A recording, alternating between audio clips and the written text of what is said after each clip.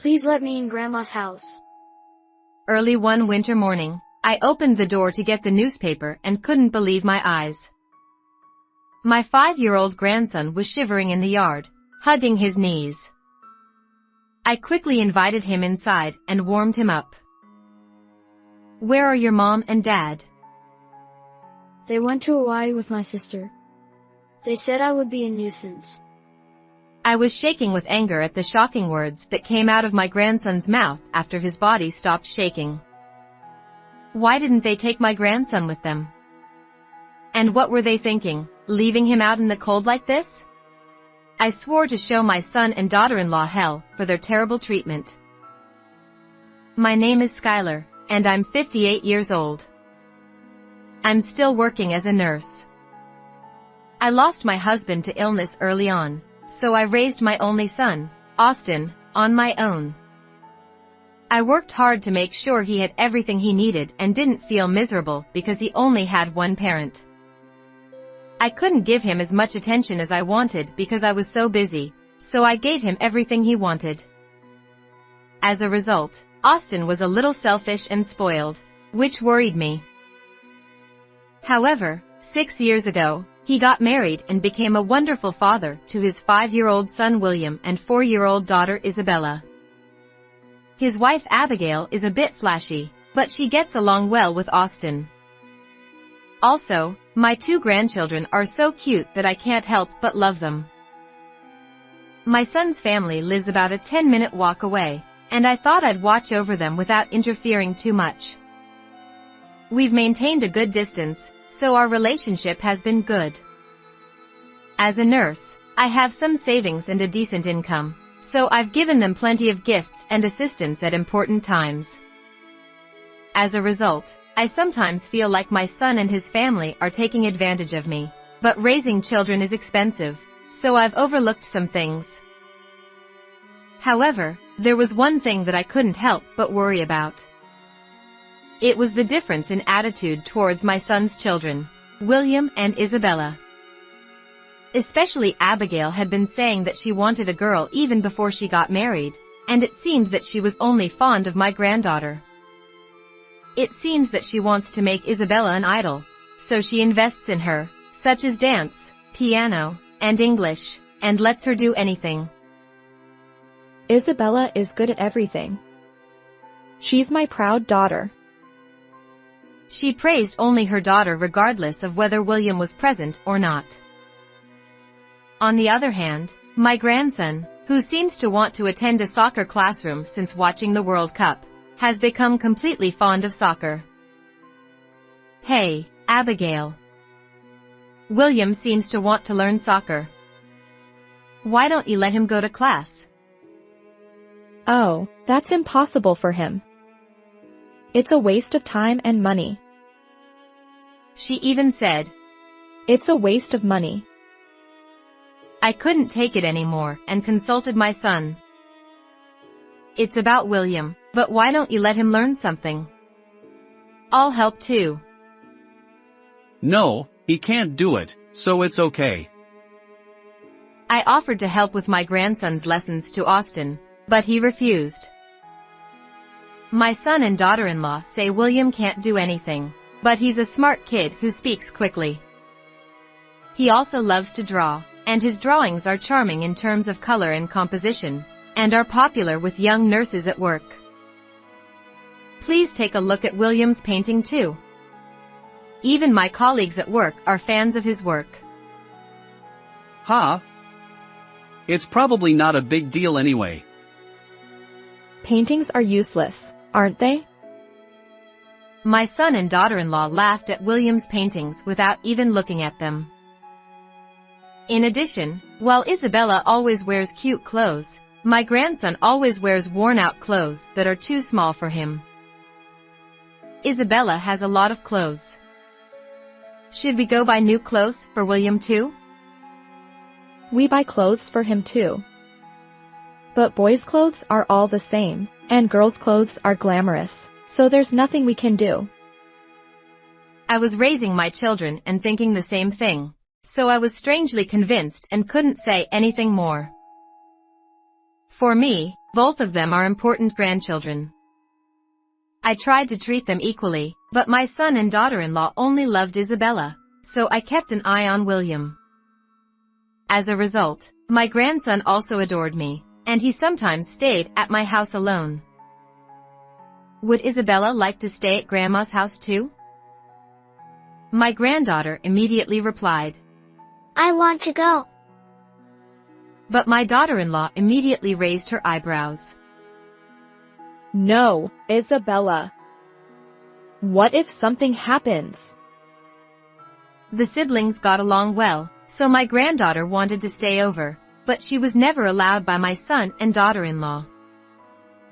On another day, when I was visiting their house, But raising children really costs a lot of money, doesn't it? yes, but we'll manage. And I haven't told you yet, but I'm saving a little bit of money for William and Isabella. In fact, I had been saving money since they were born, and I intended to give it to my grandchildren when the time came. They shouldn't have relied on this, and I didn't intend to tell my son and daughter-in-law yet, but I accidentally let it slip out in response to Austin's weak statement. Then my son's eyes lit up. What? Is that true? Then just give me William's cash card so I can keep it for emergencies. But it's only for my grandchildren, and I can't give it to you yet. What the hell? There are times when I need it now. Just give it to me. I reluctantly gave him the cash card because of my son's forceful demand. I hope everything will be okay. And maybe this will prevent William from having a hard time. I hoped for the best and decided to keep an eye on the situation. But I never imagined that this card would put my grandson in even more trouble. It happened one early winter morning. When I opened the door to get the morning paper, I was shocked beyond words. My grandson was huddled in the snow, shivering with his knees hugged to his chest. William? What happened? My grandson slowly raised his head in response to my scream-like voice, but his eyes were vacant and his lips were blue. Please let me in Grandma's house. I thought I had to act quickly to my grandson's faint voice, so I picked him up and hurried him into the house. I immediately turned up the heat, wrapped William in a blanket, and gave him a warm cup of cocoa. Finally, his body stopped shaking and he calmed down. Where are your mom and dad? They went to Hawaii with my sister. I couldn't understand it right away. Hawaii? Didn't they take William with them? No. They said I would be a nuisance. Hawaii is not a distance that can be returned immediately. What are they thinking, leaving William alone? When did they go? About 3 days ago. I ate the bread they left me, but it disappeared quickly, and I was hungry, so I came to Grandma's house. Oh my. So William was alone all that time? My poor grandson spent the winter alone, without enough food or sleep. I immediately prepared breakfast and took my grandson to the dining table. He seemed quite hungry and was gobbling up the food while repeatedly saying delicious. I wish you had come here right away. Mom and Dad told me not to go to Grandma's house.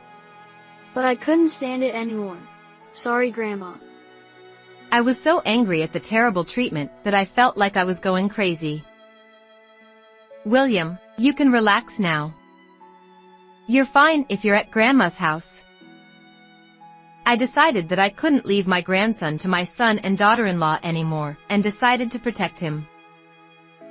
Afterwards, I took William to the hospital because I was worried about his health, but he was not in critical condition, although he was a little weak. Although I was relieved, I couldn't understand what my son and daughter-in-law had done, and I couldn't forgive them. I had always been worried about it, but I wanted to believe in them. I can't believe how poor William was treated. I vowed to make them suffer the same way they had treated my grandson. I took a week off and decided to investigate various things because I wanted to be with William. Then, when I had some free time, I suddenly had a question. Come to think of it, what about the travel expenses for their trip to Hawaii? No way, I had a bad feeling, so I checked the balance of the cash card I had given to my son, which had decreased by about $10,000. I was convinced that it was used for the travel expenses, so I got angry and withdrew all the remaining balance so that William's important savings would not be used anymore. The account is empty now. I wonder what will happen. Then, I decided to consult someone to take custody of my grandson. Honestly, I was worried about whether William could live with someone other than his biological parents, but I was relieved that it seemed possible. Then, I received some amazing news that encouraged me even more.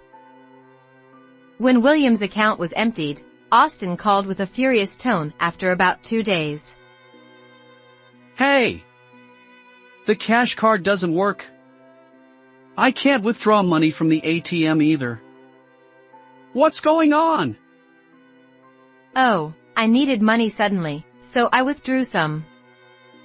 But there are still many years until William's enrollment, so I'll save again. It's okay, right? Well, I guess so. But please, transfer the money back as soon as possible. I was completely exasperated by how shameless he was. However, I managed to keep my urge to shout at him in check and covered up the situation without mentioning Hawaii. Then, my son hung up the phone without saying anything more. 3 days later, my son and his wife returned home. Austin noticed that William was missing and immediately contacted me. I briefly told him that I was taking care of my grandson and promised to visit their house. On the day of the meeting, while William and Isabella were at the nursery, I visited my son's house with someone else. In the living room, the two of them were glaring at us with obvious bad moods. Hey, who's that person? Before that, I have something to ask.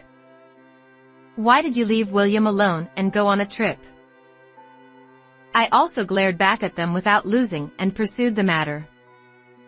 They didn't seem to be ashamed at all, grinning at each other when they saw my attitude. Besides, because you emptied the account, we couldn't go shopping or go to restaurants. Yeah, it was a terrible trip. They blamed me for ruining the trip. What are you talking about? It's your own fault, isn't it? Just use your own money. We can't do that. William is only 5 years old and requires attention. Besides, children's things belong to their parents, right? When I heard their selfish argument, I was exasperated because they didn't even take my 5-year-old grandson with them. I can't believe you did such a terrible thing when you know he's only 5 years old. I can't forgive you, I said. William doesn't have any charm.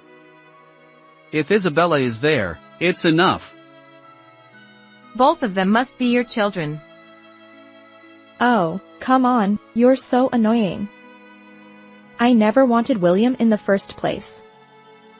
Girls are cuter, and boys won't do anything good even if you raise them. The man who came with me spoke up against their attitude. My name is Henderson, an attorney. I've been watching you since earlier, and I can't feel any love for William from both of you. This is already a splendid case of child neglect. I had consulted with a lawyer beforehand to take legal custody of my grandson. He accompanied me to the meeting. I can't leave William to you anymore.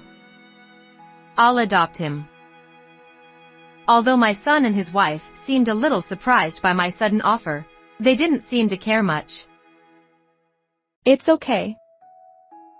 Yeah, do whatever you want. They agreed easily. I understand. To adopt a child under 15 years old, you need the parents' consent. Can you formally agree? So, with the lawyer present, my son and his wife formally agreed. It's okay. We have a daughter, and we're relieved to get rid of the trouble. Now we can focus on making Isabella an idol. My son nodded with a grin at his wife's words. What are you talking about? Children are not their parents' property, and you just want to do what you want with Isabella, don't you? Shut up. My son spat out the words with disgust. I've recorded all your statements so far, and I'll consult with the Child Consultation Center about your actions. Whatever, do it if you want. Abigail remained strong and unyielding.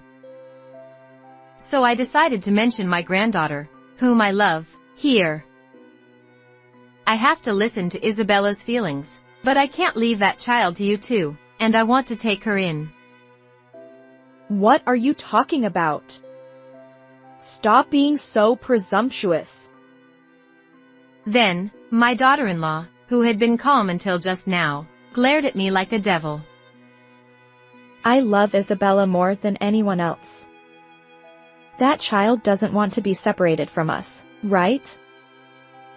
Yeah, she'll never go to your place. My son and his wife were confident that their daughter would choose them. Well, is that really true? Isabella said she didn't want to dance or sing, didn't she? That's not true. Did you force Isabella, who didn't want to do something?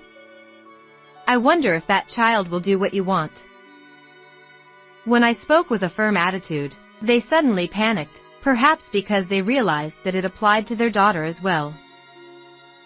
So I decided to reveal my trump card to them. Oh, by the way, William's painting that you made fun of won the grand prize in a contest. He also received a prize of $3,000. Then, both of them suddenly widened their eyes. You're lying! There's no way he has that kind of talent. Actually, a young nurse colleague who liked William's painting consulted me about submitting his painting to a painting contest. So I applied, and he won the grand prize. His talent was not just our wishful thinking. William's painting, which my son and his wife had laughed at, was recognized by many people for his talent. Oh, and then, when my colleague posted William's other paintings on the internet, many people said they wanted to buy them. When I told them that, my son and his wife's faces were so funny that I can't stop laughing even now. Both of them had a surprised look on their faces. However, these shameless people did not back down. William is also our precious child. Yeah, families should live together. Two people who understood that the story of William's painting was true suddenly changed their attitude and said that they would raise their son after all. What are you saying now that all the procedures have been completed? The son and daughter-in-law, who were calmly reprimanded by the lawyer, regretted it. It's all your fault for loving Isabella so much. Huh? Didn't you say you wanted to go on a trip without William? They blamed each other and started quarreling in public. Stop it already! You must be very frustrated. William was a golden egg. And I won't help you two anymore in the future, so be prepared. Don't say that. I'll reflect on it, so please keep helping me.